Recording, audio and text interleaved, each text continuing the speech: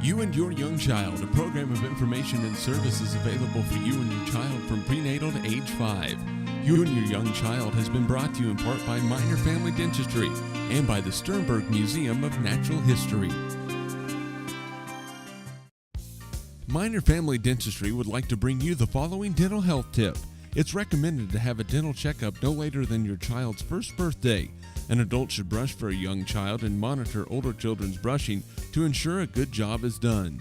Flossing should start when teeth are touching. Minor Family Dentistry wishes you good dental health. Families, including children of all ages, are welcome. Minor Family Dentistry, 1010 Downing and Hayes. Find them in the Next Tech directory. The Sternberg Museum is offering science camps. Whether you're interested in paleontology, biology, or geology, fossils, living animals, or rocks, Sternberg has just the camp for you. Get outside and learn the science behind the Kansas natural history under the dome. Check out their camps catalog by going to camps page of their website, sternberg.fhsu.edu, picking one up at the front desk of Sternberg Museum, or calling to request a copy. Don't miss this opportunity. Register now. Hello, and welcome to You and Your Young Child, the program devoted to early childhood. My name is Dana Stanton, and I'm coordinator of early childhood grants for USD 489 here in Hayes. And with me today is Cathleen Kroeger. Good morning, Kathleen. Good morning. Now, Kathleen, I'll let her tell it. Tell us where you work and what do you do there? I work at the Hayes Public Library as the children's librarian. Mm-hmm. Now, the library is always one of my kids' favorite place, but in the summer, it's particularly a fun place. Could you tell us really briefly about some of the things that are going on this summer at the library, especially for children birth to about preschool?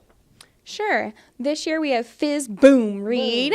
It's Summer Reading 2014 at the Hayes Public Library. And for our birth to preschoolers, they simply fill out, they need a parent to fill out the registration form for them. And that's online on our website. And then after that, they get a log. And this year we designed the program to work on the 6 early literacy skills that need to be developed by age 6. So their logs have not just reading books, but other activities as well to hit all of those early literacy skills. Okay, good segue. So we're going to talk primarily today about early literacy skills and why they're important in young children. So you've mentioned the term early literacy in 6x6, so let's expand on that a bit. Well, when I say early literacy, what I am meaning is what a child already knows about reading and writing before they actually learn to read and write. Okay. So the 6x6 skills are put out by the Kansas State Library, and it's 6 skills that the child needs to master by the time they are 6 years old. There are some studies out there that show correlations between mastery of these skills and academic success.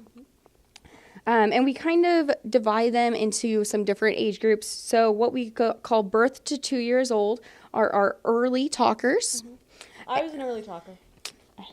Wonderful. That. She knew that. Yes. And then from 2 to 3 years old is what we call talkers. And then our 4 to 5 year olds we call pre-readers. And so they each have some different skills that they're primarily working on during those age groups. But today I'd like to take a little bit of time to rhyme. Time to rhyme. Yes, this is one of our 6 skills.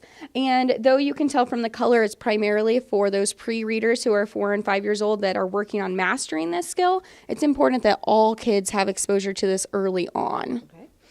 So take time to rhyme, sing, and play word games. And I want to show you a couple of examples of how the parents and grandparents and other caregivers who are watching today can work on these skills. So I brought with me... By the way, I noticed it was a boat with a goat, and he's eating oats. I noticed that rhyme. Yes, and that's the first thing I'm going to show you using these little tools here is taking time to rhyme. So you find a picture of something, and we have luck rhymes with duck. Or dig rhymes with pig. Pig, she's got it. So they're very simple to do some rhyming words, and you don't have to have these particular ones to do it. You can make your own flashcards. You can just point to something and say chair and bear. And you're not looking at the letters, but at the sounds and how they rhyme. I know I'm going to interject here. In my job with early childhood grants, we do a lot of assessments with young children. And one of the benchmarks that we test to see whether or not a child is making academic success and getting them ready for kindergarten is their ability to pick up rhyming. So I know it's something that's very important for children who are learning, or the pre-readers, to be able to hear rhymes and recognize them. Absolutely. Another thing that can be really fun is using some songs. For example, Raffi has a really great one that I like. It's Willoughby Wallaby Woo, an elephant sat on you. Willoughby Wallaby Waina, an elephant sat on Dana. Willoughby Wallaby Woo, an elephant sat on you. And so you use those rhyming words, and it's just nonsense, but it's really fun, and the kids will start to hear those rhymings, and they'll be able to do the rhymes themselves. You know, do you think kids learn as many nursery rhymes as they used to? Because I remember growing up, we had Hickory Dickory Dock, the mouse ran up the clock. Do you think that kids are exposed to those as much? You know, I don't know if they're exposed to those as much or not. I think that it probably just depends on who they have in their life that is helping support them in developing these skills. So it really comes down to those parents and grandparents and other caregivers that are there. Another example of how to work on Take Time to Rhyme is you can clap out parts of words. So you might say monkey or horse. And so you give one clap to each syllable. So those are a few simple things that parents, grandparents, caregivers can do with the children. It takes just a little bit of time, but it doesn't cost you anything. Now, I know there's lots of different activities that are happening at the library. Are these things that you talk about at the library, or are part of the activities that are going to be going on this summer? Yes. At our story times, especially during this summer, we have our story time set up. So each week we will focus on a different 6x6 skill and teach parents how to do it in their home. And then we'll also, of course, do some of those activities in the story time. So story times is where we're really working on these, as well as having those activities on our Fizz Boom Read reading log sheets. So there's examples of activities that parents can do at home with their child for those. Now, if someone wants more information, can they go to the website or just come into the library? You know, either one, whatever is most convenient for them. If they want to stop by the library, they can speak to any of the staff at the children's desk. They're all very knowledgeable. Or they can go onto our website. Our online calendar is a great place to go to because it has all of the different activities going on in the children's department. In fact, it's even color-coded, so anything that is in the pink font is going on in the children's department, and you can click on those titles to find out a little bit more about the program and what age group it's for. And what is the website for the library?